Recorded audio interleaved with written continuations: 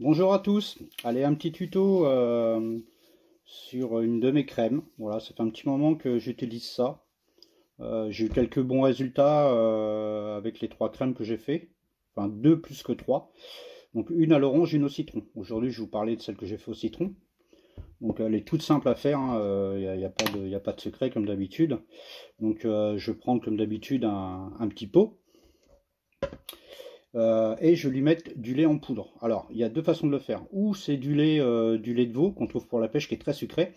Et si on n'a pas les moyens d'en avoir, on achète en supermarché du lait en poudre crémeux, tout simplement.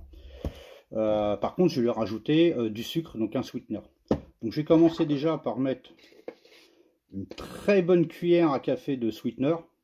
Voilà, moi, quand je booste, hein. Je suis pas là pour branler la girafe. Faut quelque chose qui soit sucré, qui booste dans l'eau.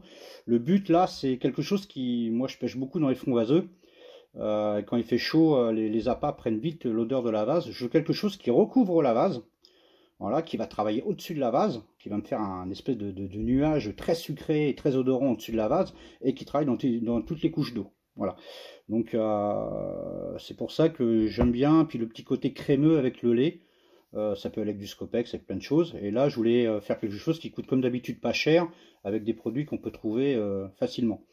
Donc là, je vais lui mettre au moins un quart du bocal de lait en poudre.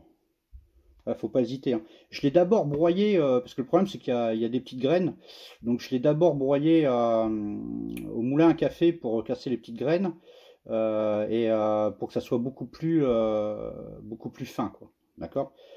Donc voilà, hop. Et puis là, je mets la dose, hein. Faut pas avoir peur. Voilà. Beaucoup de lait. Là. Ouais, on est pratiquement un quart, hein. Voilà. Ensuite, mon arôme, je vais le chercher en grande surface pour les gâteaux. Entre autres, là, c'est de l'arôme de citron qui est déjà très sucré. Pareil, hein, je suis pas là pour jouer. J'en mets pratiquement la moitié. Voilà. Voire même un peu plus. Moi, je joue que ça booste. On peut y mettre un colorant si on le désire. Moi, personnellement, j'en mets pas. Là, j'en ai mis dans la vidéo pour que vous voyez bien comment vont travailler le lait et le sucre. Moi, personnellement, j'en mets pas. Là, j'ai mis un colorant alimentaire. Et tout simplement, je vais le recouvrir de glucose. Je rappelle, c'est trois sucres différents, donc qui nourrissant. Alors, le but de cette crème, justement, elle porte bien son nom, c'est qu'il faut faire quelque chose d'extrêmement épais, hein. Vous voyez, là, je le recouvre à un quart et je vais commencer tout simplement à remuer. Voilà, alors c'est long, hein. Faut vraiment remuer. Moi, généralement, je laisse reposer une bonne journée, parce que vous allez voir que le temps que le sucre boive tout le lait et les arômes, ça prend du temps, donc faut souvent le remuer. Moi, carrément, quand je retourne le pot, pratiquement, il tient au fond, hein, tellement c'est compact. C'est une crème, c'est quelque chose, voilà, qui tient bien à la pâte, donc quand on lance, ça s'éclate pas à la surface, ça a le temps de tomber au fond, et c'est compatible avec les PVA aussi. Donc voilà, c'est quelque chose qui est très laiteux. Vous voyez, il faut bien remuer. C'est quelque chose qui est très épais. Voilà.